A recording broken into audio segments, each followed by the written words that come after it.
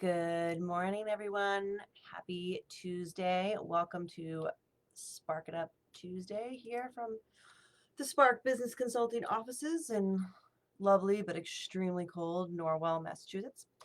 Today, we're going to go over 5 things, or I would say the top 5 things that you got to know if you're thinking about starting a business. And believe it or not, a lot of people are starting businesses right now. Maybe you do believe it. I don't know. I find it kind of unbelievable, but great. I love it. But there's a lot of new businesses starting up out there. And when and if people come to me and ask what I would think they need to know, here are, I'd say, the big 5. Some may surprise you, some may seem pretty obvious. And I'm also giving a little presentation on this Wednesday. It's a private Facebook group, but if you'd like to join, it is Women Helping Women, but it's called Girls Helping Girls. And this is for women entrepreneurs and business owners, or women thinking about becoming entrepreneurs or business owners. So if you're interested in joining our Facebook group of women really just supporting one another in these ventures, then just hit me up and I'll send you an invitation. And I'm giving this presentation this Wednesday, which is the 17th. Is it? Yeah. So, yep. This Wednesday the 17th at 11 a.m. Eastern Time. But here's a quick overview. So I'm going to cheat here and look at my notes. Okay. So the number one thing to ask yourselves when starting a business is if there is a demand for it. So whether or not you're really good at something is one thing. It's a piece. I wouldn't even say it's the biggest piece. It is a piece of the puzzle of opening a business. But is someone willing to pay you for it? That's the big deal. So an example of that would be oftentimes I get people who want to start, for example, a bakery. Maybe they were told they make the world's best chocolate chip cookies and they should open up a shop that just makes chocolate chip cookies. And that's great. There's a lot more that goes into that, but will someone pay for it? So if your family loves it and they tell you all the time, yes, I love it, will they buy them for you? Like, that's maybe not the great example, but the thing is, if there's a demand, it means that people will pay you for whatever it is that you're selling. So you have to make sure that you have something that people will absolutely pay you for. Yes, even your husband, your wife, your family member, whoever, they want it, they need and want to pay for what you have. Then the second part, or the second thing I would make sure you would ask yourself is, what is your, what they call USP, for unique selling proposition? Really, it's just saying, how are you different? An example of that would be maybe you want to become a realtor, which is maybe a little different because you'd go most likely work for a real estate agency, but there are a lot of realtors out there. So what makes you think that you're going to get the listings, that you're going to get the work? What makes you you? What's different about you than the 10 other realtors in a 1 mile radius? Like, set yourself apart. The same could be said for a Mary Kay or an Arbonne representative. There's lots of those out there. So what's your unique selling proposition? Why will people buy from you versus the person they met last week doing the same thing? So there needs to be something unique and different, and it can't just be that you're nicer. It's got to be a little bit more than that. Okay, and then the next one would be time and money, and really understanding the amount of time and the amount of money it will take you to open any kind of business. And depending on the business, it could be a little amount of money or millions and millions of dollars, right? But it is going to take you money, whether you believe it or not. And you need to get comfortable with that amount. So here's what I mean by that. If you're going to start a business, which is going to be, let's say, a relatively pretty low cost getting started, whether you're going to be an online travel agent or just something that doesn't seem like it has a lot of startup capital, you will still need money to start up a business. Everybody does. So you'll need money. You just need to figure out how much money that you are willing to invest in yourself, in your business, and go to that top dollar, because it's probably going to take that. So find out what that is and be comfortable losing it. I'm not saying that you're going to lose it, but of course there's always a chance, but I just want you to wrap your head around being comfortable losing it. Because here's what I've seen happen over the last, 15, 20 years that I've been an entrepreneur and working with other entrepreneurs, is that if you really think that you're going to start a business with no money, or even, let's say, under $1,000, you can do it. And all of a sudden you've spent $700-800, you start to freak out in your mind, and it is going to negatively affect your business from there on out, because you're going to be worried. I can't believe I spent this money. I have no sales yet. What's going to happen? You can't set your mindset up in that way, because it will bring you failure. So you can't do that.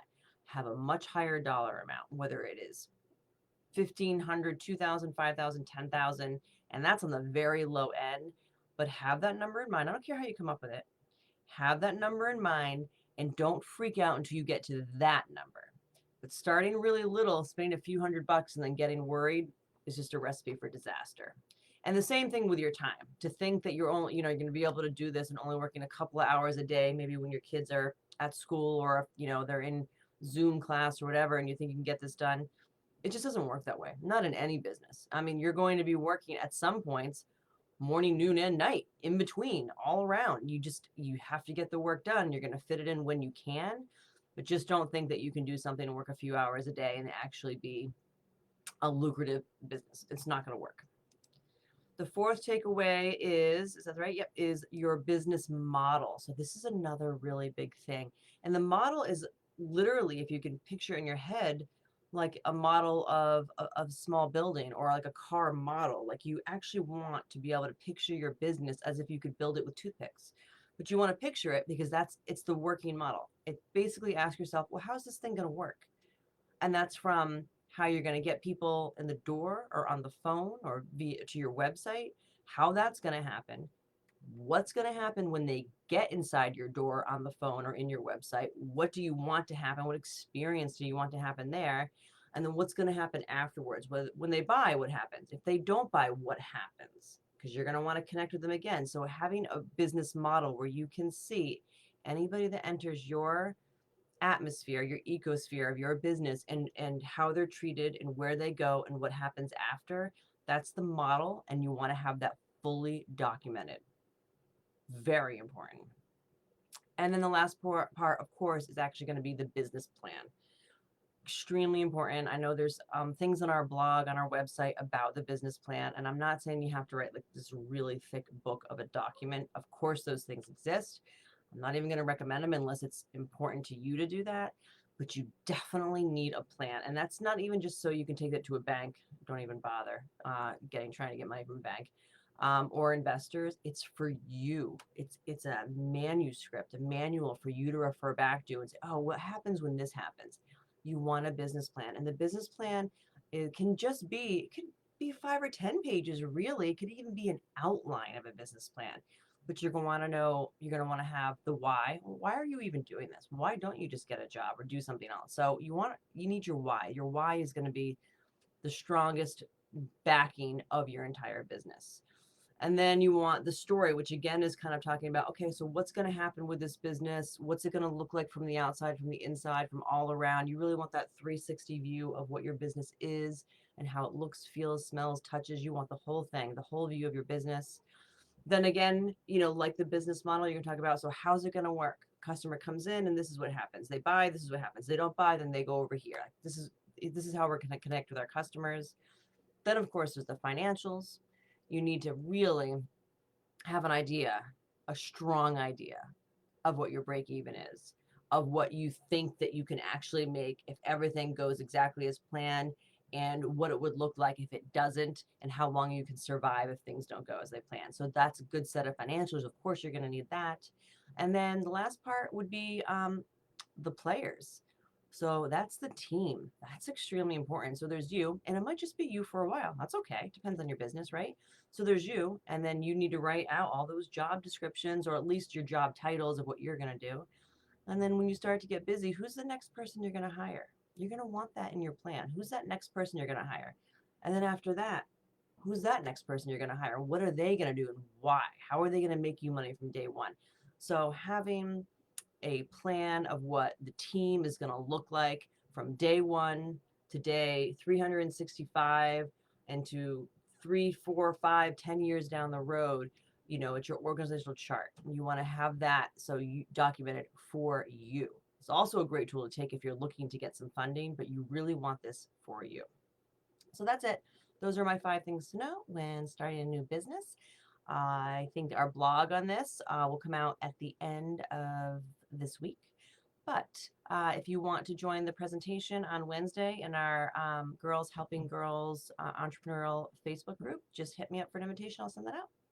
Thanks so much for watching. Have a great Tuesday. Bye.